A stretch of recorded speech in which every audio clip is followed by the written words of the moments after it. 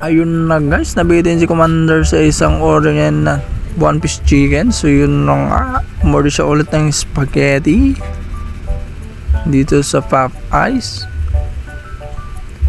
So yun na nga guys, ay siya tumutulo na daw yung laway niya. Sarap yan.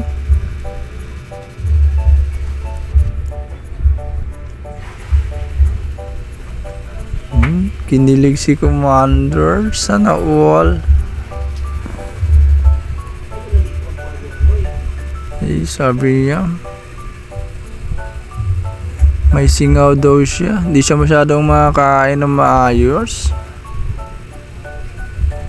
Sabi ko naman, sige pagkatapos mo ako na yung maubos niyan kasi masarap yan, di ba? Sabi niya kahit may singaw ako kakain pa rin ako. Hanggang dito lang, bye bye.